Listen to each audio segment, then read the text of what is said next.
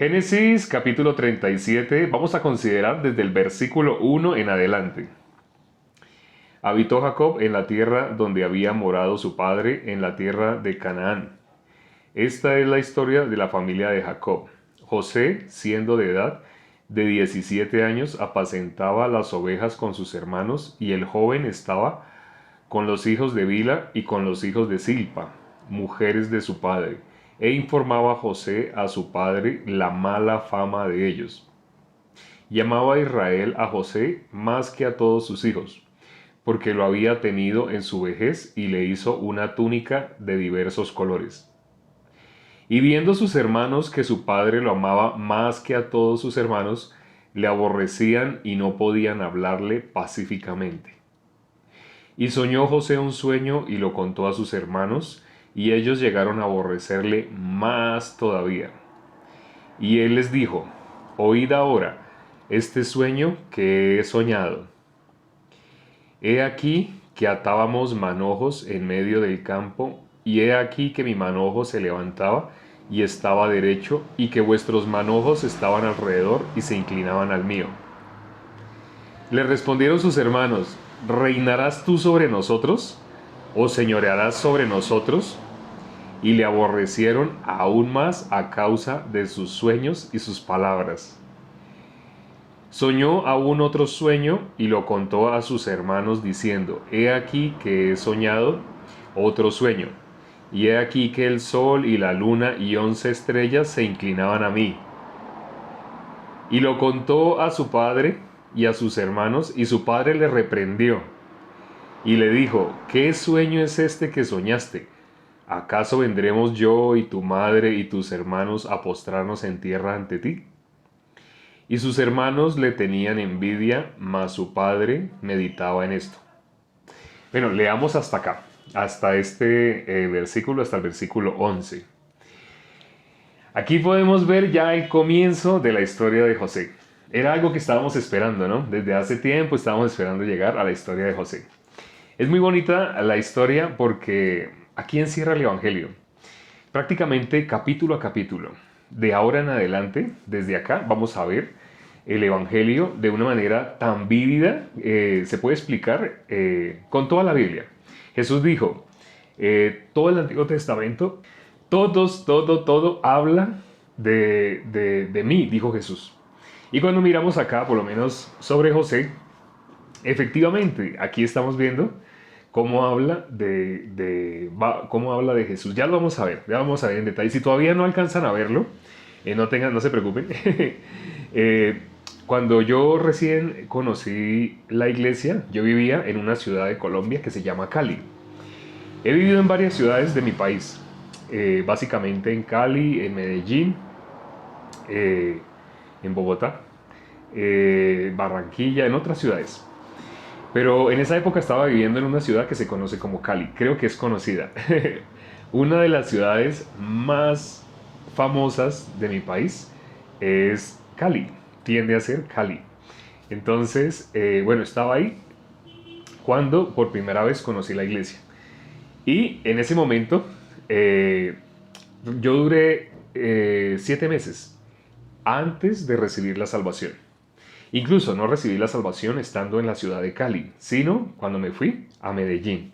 Cuando me fui a vivir a otra ciudad, allá también estaba la iglesia. Sino que allá pues estaban otros ministros. Pero bueno, cuando yo conocí la iglesia, la conocí en Cali, en la hermosa ciudad de Cali. Cali es Cali, lo demás es Loma. No sé si sabían. Entonces, bueno, cuando estaba allá en Cali, este... eh, siempre escuchando el Evangelio, yo tomaba nota. Yo iba con mi libreta, por ahí tengo todavía mi libreta, con las notas que tomé cuando yo recibí la salvación. Entonces, bueno, antes de que yo recibiera la salvación, yo escuchaba una prédica y me emocionaba. ¡Wow! Porque escuchando la prédica y tomando notas, yo nunca había escuchado así. Yo había estudiado en muchos institutos bíblicos, institutos teológicos, facultades teológicas, escuelas de liderazgo, escuelas de discipulado en diferentes religiones o iglesias, por decirlo de alguna manera. Se le da diferente nombre a su instituto bíblico o teológico. Entonces yo había estudiado en varios, por haber estado moviéndome de una ciudad a otra. Pero cuando escuché la predicación en la iglesia, porque había un seminario bíblico, me impactó. Porque todo lo que había escuchado en otras iba por una misma línea. Pero lo que estaba escuchando acá era muy diferente. ¿Por qué era muy diferente? Pues porque lo que yo había escuchado en las anteriores era por las obras. Todo era por las obras, por eso todo era por la misma línea. Y acá, ¿por qué era diferente? Porque aquí era por la gracia. Yo en ese momento no sabía claramente la diferencia entre qué es de la gracia y qué es de las obras. Sabía vagamente, pero no exactamente. Solo cuando recibí la salvación y empecé a predicar el Evangelio, me pude dar cuenta cómo yo había estado sumergido en las obras. Pero mientras uno está en las obras, uno no se da cuenta. Es difícil que uno lo pueda percibir o lo pueda detectar. Por eso es tan difícil que una persona pueda salir de las obras. Lógicamente, todas las personas que dicen, cuando oímos hablar a las personas, todo el mundo cree que está bajo la gracia. Todo el mundo cree y lo dice. Todo el mundo, si uno le va a decir, pero usted yo creo que está en la ley, no me diga eso. No me diga así, no me hable de esa manera. Yo estoy bajo la gracia. No, pero es que yo digo es por lo que usted acaba de expresar, me hace ver que está en la ley, está bajo las obras.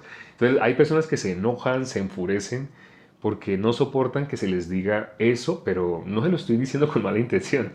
Solamente cuando una persona se da cuenta dónde está, puede salir de ahí. En mi caso yo no me había dado cuenta, por eso en mi caso fueron meses escuchando predicaciones, así como las que ustedes están escuchando ahora. Yo también tuve que escuchar predicaciones, en mi caso fueron 7 meses escuchando hasta que, gracias a Dios, recibí la salvación. Pero, curiosamente, ¿qué era necesario para que yo me diera cuenta dónde estaba? Era necesario que la pregunta que Dios hizo. Dios hizo esa pregunta, no sé si se acuerdan, cuando entró el pecado al mundo. Vamos a leerlo. Cuando entró el pecado al mundo, ¿qué pregunta hizo Dios? Vamos a mirar Génesis capítulo 3, el versículo 9. Dice, mas Jehová Dios llamó al hombre y le dijo, ¿dónde estás tú? Dios le hizo esa pregunta, la famosa pregunta que Dios hizo en el momento que el hombre ya se había separado de Dios. Eso fue cuando, si leemos, bueno, leemos el versículo anterior, y oyeron la voz de Jehová Dios que se paseaba en el huerto al aire del día, y el hombre y su mujer se escondieron de la presencia de Jehová Dios entre los árboles del huerto. En el momento que ellos se separaron, lo primero que hicieron fue esconderse. Ellos antes no se escondían de Dios, pero en el momento que ya ellos habían perdido la imagen de Dios, lo primero que hicieron fue esconderse de Dios. Bueno, ellos dice que fueron abiertos sus ojos, vieron que estaban desnudos y cosieron hojas de higuera. Si ustedes van a ese video, cuando pasamos por ese versículo, ahí explicamos a qué se refiere eso que hicieron ellos de coser hojas de higuera y hacerse delantales. No hicieron vestidos completos, hicieron delantal. Bueno, pero ese no es el tema de hoy. Hoy estamos mirando la pregunta que aparece en el versículo 9. En el versículo 9 dice, mas Jehová Dios llamó al hombre y le dijo, ¿dónde estás tú? ¿Por qué Dios le hizo esa pregunta? Ya sabemos, no es que Dios no supiera, no se refiere a que Dios estaba diciendo como, Adán, no lo veo, ¿dónde se encuentra? ¿Está por acá? Adán está... No, así no. Sino Dios le hace esa pregunta para que él supiera dónde estaba. Dios le dijo, el día que comas de ese árbol, ciertamente morirás. ¿De qué árbol? El árbol de la ciencia del bien y del mal. ¿Qué fruto produce el árbol de la ciencia del bien y del mal? Produce la ciencia del bien y del mal. Sé que para nosotros y para muchos fue un escándalo cuando les dije, hasta graficando, usé el tablero y escribí cuál era el árbol, pero a pesar de que lo escribí, muchas personas no lo pudieron recibir. Hubo algunos que sí. Des en cuenta, algunos sí pudieron recibir, pero otros no. Escribí, no sé si ustedes se acuerdan lo que escribí en el video, escribí árbol de. Cuando uno dice árbol de limón, ¿qué nombre después de decir de? Árbol de. Nombre, el fruto. Árbol de pera. ¿Qué nombre después de? El fruto. Árbol de banano. ¿Qué nombre después? El fruto. O banana. De pronto en sus países no se diga banano, sino banana. Entonces me perdonan si dije algo que sonó raro. Sí. Entonces, lo que está después de la partícula de, árbol de. lo que está después de esa partícula, ¿qué es lo que indica? El fruto, árbol de piña. El fruto que le sale a ese árbol, ¿qué es? Lo que está escrito después de la partícula de. Cuando en la Biblia dice árbol de la ciencia del bien y del mal, ¿qué es la ciencia del bien y del mal? El fruto que le sale a ese árbol. ¿Sí? Pero ¿por qué el común de las personas no lo puede recibir? O muchas, no sé si se dieron cuenta, en el video que hicimos, muchas personas no pudieron recibir cuando les daba esa explicación. ¿Por qué no? Porque ellos están acostumbrados a que, no, espere, usted dígame, si me va a hablar de fruto, dígame algo que yo conozca como fruto. Dígame si fue manzana, si fue naranja, si fue pera, limón. Ah, no, pero es que en la Biblia dice, no, a mí hábleme de algo que yo conozca. Algo, si usted me va a decir fruto, para mí fruto es o banano o limón, así. O sea, el común de las personas tiene que reconocer, tiene que filtrar por su experiencia para poder recibir. Pero si yo les voy a hablar algo de la Biblia, les tengo que hablar algo que su experiencia no ha probado. Como su experiencia no lo ha probado, es muy probable que no lo reciban, que lo rechacen, automáticamente haya un rechazo. Por eso Dios tuvo que hacer la pregunta, ¿dónde estás tú? Cuando hizo esa pregunta, ¿dónde estás tú? Le está queriendo decir, ¿usted dónde se encuentra en este momento? ¿En la vida o en la muerte? Eso es lo que Dios le estaba diciendo. No le está diciendo dónde se encuentra físicamente, no. Sino, yo le dije que cuando usted comiera de ese árbol, ¿usted qué iba a hacer? Yo le dije, ¿qué iba a hacer? Iba a morir. ¿Él se acordó de las palabras de Dios? No. No sé si se acuerdan el último versículo, el versículo 75 de Mateo 26. ¿Qué pasó? Dice que Pedro se acordó de las palabras de Jesús y lloró amargamente. Pero lamentablemente cuando Dios le dijo a Adán, ¿dónde estás tú? Adán se acordó en algún momento que Dios le dijo que si comía de ese árbol moría. Adán no se acordó. O sea, lo que le pasó a Pedro no fue lo mismo que le pasó a Adán. Adán lamentablemente no. En Pedro vemos algo diferente, ya hubo un cambio. Pedro tenía la misma naturaleza de Adán. Nosotros tenemos la misma naturaleza de Adán. Pero en Pedro hubo un cambio. El verdadero arrepentimiento es lo que vemos que sucedió en ese versículo. Cuando alguien quiere saber cuál es el arrepentimiento, tengo que llevar a la persona a que vea ese versículo. Porque en Mateo 26, versículo 75, aparece el arrepentimiento verdadero. ¿Y cuál es el arrepentimiento falso? Porque no todo el que dice que se arrepintió realmente se ha arrepentido delante de Dios. Una cosa es que la persona crea que se arrepintió. Otra cosa es, ¿Dios vio que se arrepintió? ¿O Dios no vio arrepentimiento en esa persona? En Mateo 27, versículo 3, aparece alguien que dice que se arrepintió. ¿Sí sabían? Pero ¿sí saben quién es esa persona que aparece que se arrepintió? Dice Judas. Ustedes pueden leerlo. Por el tiempo, pues no busco el versículo, pero se los estoy diciendo. Mateo capítulo 27, versículo 3. Dice que Judas, arrepentido, devolvió las 30 monedas de plata. A él le habían dado ese precio porque estaba en el Antiguo Testamento que por ese precio iban a vender al amado, al apreciado. O sea, a nuestro Señor Jesucristo iba a ser vendido por 30 piezas de plata. Pero él devolvió arrepentido porque no era lo que él se imaginaba. Él tenía otra idea, otro pensamiento, que sabemos que no es el pensamiento de él. Cuando miramos Juan capítulo 13, versículo 2, dice que Satanás había puesto en el corazón de Judas que le entregase. Porque aquí en Génesis 3, donde estamos leyendo en este preciso momento, podemos ver que Dios había dicho que eso iba a pasar. Es decir, la palabra de Dios, como nos lo han dicho desde que éramos niños, un versículo que nos han recitado, cielo y tierra pasarán, pero la palabra de Dios no pasará. Entonces, lo que está escrito acá que iba a pasar con Adán y Eva, con Adán y Eva, con los descendientes de Adán y Eva, es decir, con la simiente de la mujer, que iba a ser nuestro Señor Jesucristo, y la simiente de la serpiente, ya sabemos quién es, Satanás, Apocalipsis 12:9. Eso que sucedió, que está escrito acá, sucedió. Y en el Nuevo Testamento quedó evidencia. ¿Sí? Ya, era lo que Dios había dicho que iba a suceder. Entonces, en el caso de lo que vemos acá con Adán, Dios le hizo la pregunta, ¿dónde estás tú? Él lamentablemente no la pudo contestar. En mi caso, para que yo haya podido recibir la salvación, me hacía falta contestar esa pregunta.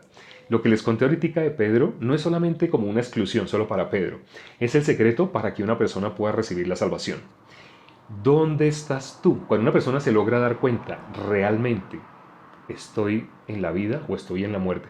Si una persona se logra dar cuenta de la verdad, no de su idea, acuérdense, Satanás cómo nos engaña. La Biblia dice que el corazón de nosotros es engañoso y perverso. Satanás nos hace creer que nosotros, por decir, yo soy hijo de Dios, yo sé, y cierran los ojos, yo sé que soy hijo de Dios. Ah, por eso es que una persona es hijo de Dios, porque la persona aprieta los ojos, sacude la cabeza, sacude las manos. El hecho de que una persona diga, yo sé que soy hijo de Dios, ¿eso lo convierte en hijo de Dios? Cuando leemos la Biblia no es así. Por el hecho de que una persona diga, yo sé que yo no estoy en las obras, yo no estoy en las obras, yo estoy bajo la gracia. El hecho de que una persona cierre los ojos, apriete, haga fuerza y diga yo estoy bajo la gracia, ¿eso hace que una persona esté bajo la gracia? De ninguna manera. Pero nuestro corazón, que es engañoso y perverso, Satanás fácilmente nos hace ver eso. ¿Para qué? Para que una persona no reciba la gracia. Puede tener al frente a alguien que le puede anunciar cómo pasar de la potestad de las tinieblas a la luz. Pero la persona lo va a recibir difícilmente. Cuando miramos en Hechos capítulo 26, vamos a mirar un momentico ahí. Y está escrito con letra roja, es decir, lo dice nuestro Señor Jesucristo. Esta Biblia tiene en rojo lo que dice nuestro Señor Jesucristo. No sé si alcanzan a ver, pero aquí está en rojo. Esto en rojo, aquí es el 28, el último de lo que está en rojo. Dice ese versículo, dice, para que abras sus ojos, para que se conviertan de las tinieblas a la luz. ¿Quién es la luz? Nuestro Señor Jesucristo. Y de la potestad de Satanás a Dios, para que reciban por la fe que es en mí, dice nuestro Señor Jesucristo, perdón de pecados y herencia entre los santificados. Para que reciban por la fe que es en mí, ¿qué cosa? Perdón de pecados. Eso que acabo de decir es el Evangelio. Si algunas personas no lo sabían, lo están escuchando hoy por primera vez. El Evangelio es el perdón de los pecados que fue efectuado a través de nuestro Señor Jesucristo. Y este versículo lo dice. Aquí dice, para que reciban por la fe. Ah, ¿por obras o por la fe? No, por la fe. ¿Qué es por la fe? ¿Cuál es la diferencia entre por la fe y por las obras? Por la fe es creer a lo que está escrito, lo que acabo de leer, creerlo. Y por las obras es creer que usted puede recibir perdón de pecado por algo que usted haga. Porque usted, no sé, se bautizó, o porque de pronto este diciembre van a realizar una actividad en su iglesia y se van a bautizar. Entonces ustedes de pronto pensarán, cuando yo me bautice, yo sé que ahí voy a ser perdonado de mis pecados. ¿Dónde dice en la Biblia eso? No, aquí dice, Jesús mismo lo está diciendo. Primero que todo está hablando de para que pasen de la potestad de las tinieblas a la luz. ¿Quién es la luz? Nuestro Señor Jesucristo. Y luego dice, para que reciban perdón de pecado, por la fe que es en mí. Para que reciban, ¿qué? Perdón de pecados. Los pecados fueron perdonados a través de nuestro Señor Jesucristo. Entonces les acabo de decir el Evangelio, pero vamos a mirar el pasaje que hoy consideramos, los primeros 11 versículos de Génesis capítulo 27, donde ya empieza 37, Génesis capítulo 37, donde empieza la historia de José. Cuando lleguemos al capítulo 38, ahí va a haber un cambio brusco, porque todo el capítulo 38, todo el capítulo 38 habla de Judá y Tamar, ya no habla de José. Aquí en el 37 empezó la historia de José, pero en el 38 ya cambia el tema, sí cambia el tema, pero también vamos a ver por qué. Solamente tengan paciencia. Hoy estamos viendo el Evangelio, vamos a verlo explicado a través de Génesis 37, versículo del 1 al 11. Dice, leímos ya el versículo, ya leímos del 1 al 11, pero vamos a leer el versículo 2. Vamos a mirar en detalle qué dice, cómo podemos ver el Evangelio acá. En el versículo 2 dice, esta es la historia de la familia de Jacob. José, siendo de edad de 17 años, apacentaba las ovejas con sus hermanos, y el joven estaba con los hijos de Bila y los hijos de Silpa, mujeres de su padre. Mire lo que hacía José. Aquí dice lo que él hacía. Dice, e informaba José a su padre la mala fama de ellos. ¿Sí? Entonces, él estaba, aquí dice, bueno, aquí hay varias cosas en este versículo que podemos aprovechar.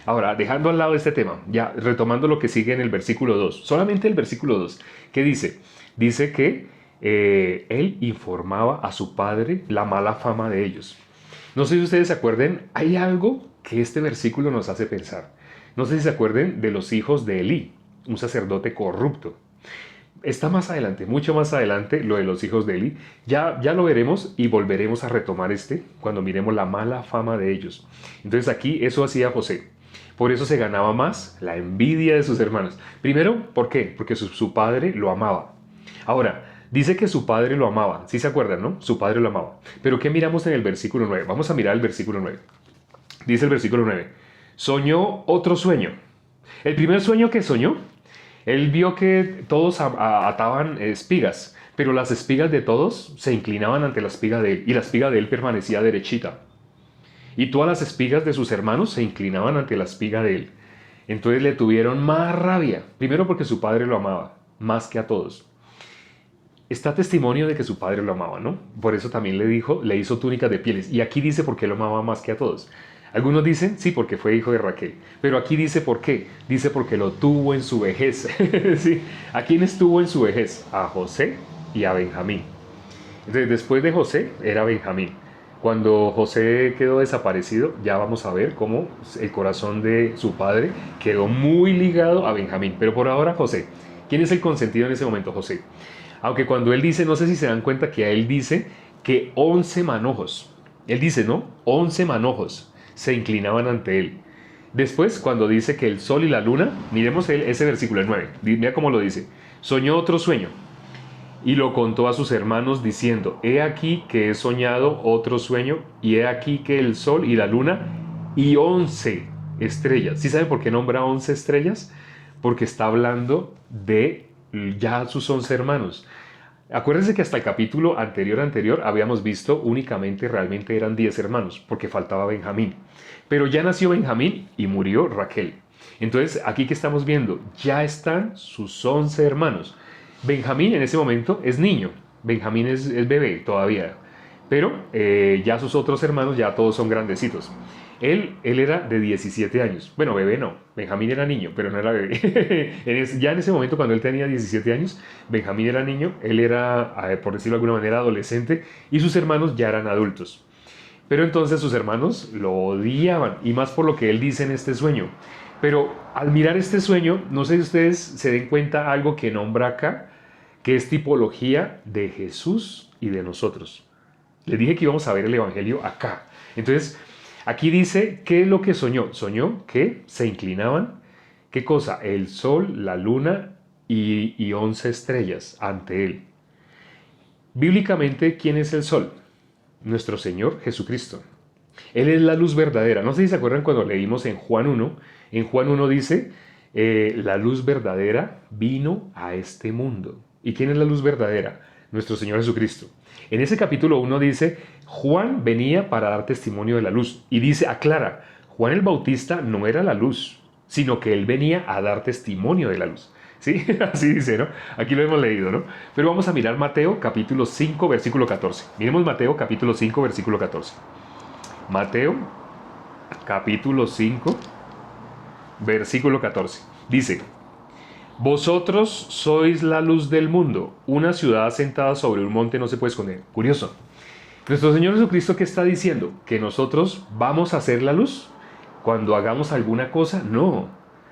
Nuestro Señor Jesucristo dijo, vosotros sois la luz del mundo. O sea, ya somos la luz del mundo. Así lo dijo. El ser humano, ¿qué piensa cuando está por las obras? No, yo sé que debo esforzarme para poder ser la luz. No. Jesús no le dijo a la mujer, vete y no peques más, para que ella se esfuerce. No le está diciendo así. Pero quienes están en las obras entienden, le está diciendo, esfuércese, esfuércese más. Por aquello que usted se ha esforzado, sígase esforzando. No, Jesús no le está diciendo así. Aquí no le está diciendo tampoco que ustedes van a ser la luz del mundo. No. Vosotros sois la luz del mundo. ¿Cuál es la diferencia entre la luz del sol y la luz de la luna? La luz del sol, el sol emite luz. Estoy buscando algo que parezca, ya no lo encuentro, algo que parezca al sol. El sol emite la luz y la luna la refleja. La luna es sombra de nosotros. Cuando Jesús dijo, vosotros sois la luz del mundo, está hablando de que nosotros, Como dice el apóstol Pablo en Gálatas 2:20, ya no vivo yo, mas Cristo vive en mí. Entonces, cuando nosotros estamos en las buenas obras, las cuales Dios preparó de antemano para que andemos en ellas, se está refiriendo a que nosotros, Dios nos puso una tarea, ir y anunciar el Evangelio a toda criatura. ¿Cómo vamos a anunciar el Evangelio? Abriendo nuestra boca y diciendo la salvación que nosotros recibimos de el perdón de nuestros pecados. Bueno, quienes la hayan recibido, porque no todo el mundo. Lamentablemente muchas personas todavía no han podido recibirlo, todavía juzgando por su punto de vista, dicen, no, pero es que yo no entiendo, esa parte me confunde. Yo todavía, ¿cómo voy a decir que no soy pecador? Tranquilos, tengan paciencia. Yo también estuve igual. Solamente cuando la fe pasó de acá a mi corazón, realmente me hice justo. En ese momento, el 28 de marzo del 2010, yo recibí la salvación. Ese 28 de marzo entró el juicio, porque la pregunta que leímos hoy, que le hizo Dios a Adán, ¿dónde estás tú? Esa pregunta quedó contestada ese día para mí, esa pregunta quedó contestada. El 28 de marzo del 2010 yo me vi en la condenación. Me vi digno de ir a la condenación. ¿Dónde estás tú? Adán estaba en la vida o en la muerte. En la muerte. Esa pregunta para mí tuvo respuesta ese día. Y el día que yo me vi en la condenación, yo me sabía ya todos los versículos de que Jesús es el Cordero de Dios que quita el pecado del mundo. Me lo sabía. Pero si me preguntaban, ¿usted es pecador? De verdad yo no lo podía creer. O sea, me lo sabía, pero no los creía. Pero ¿cuándo los pude creer? Cuando me di cuenta que yo iba derecho a la condenación, en ese momento pude recibir la salvación. En ese momento quedó contestada la pregunta, ¿dónde estás tú? Quedé como el hombre que le dijo a Jesús, Señor, sé propicio a mí, yo pecador. Está diciendo, no hay nada que yo pueda hacer para ser libre del pecado por mí mismo. Así me pasó a mí. Ese 28 de marzo, 28 del mes 3, 28 de marzo del 2010, ese día yo recibí la salvación, gracias a Dios. Porque ese día, a través de Génesis 5, Matusalén, de ahí mi nombre, Matusalén, ahí recibí la salvación. Vamos a orar ya para terminar. Padre, gracias por el tiempo que nos has permitido para considerar tu palabra. Permite que las personas que se conectaron hoy y que pudieron perdurar, que pudieron escuchar, porque lamentablemente no todo el mundo tiene oídos para oír. Hemos estado durante muchos años oyendo una voz diferente a la tuya. La tuya es la verdad. Ahora que se está exponiendo la palabra tuya, no palabra de hombre, sino palabra tuya, lamentablemente no todo el mundo lo ha podido recibir si no ha tenido oídos para oír, pero hay personas que sí lo han podido recibir. Permite que las personas que han recibido la salvación sigan, como dice la palabra, la senda del justo es como la luz de la aurora, que va en aumento hasta que el día es perfecto, hasta que puedan también dar fruto, cuando se vuelvan multiplicadores de la palabra y ya no tengan que estar recibiendo la leche, sino que ya estén recibiendo alimento sólido. Te lo pido y hemos orado en el nombre de nuestro Señor Jesucristo. Amén. Gracias, hermanos, amigos, invitados, sobre todo invitados, y visitantes, quienes nos visitan de vez en cuando, a veces sí, a veces no. Nos vemos, Dios mediante, mañana a la misma hora. Mi reloj marca que son las y 35 minutos. Es decir, hace 35 minutos cuando la hora era en punto 00, ahí empezamos. Mañana igualmente a la misma hora estamos empezando. Chao.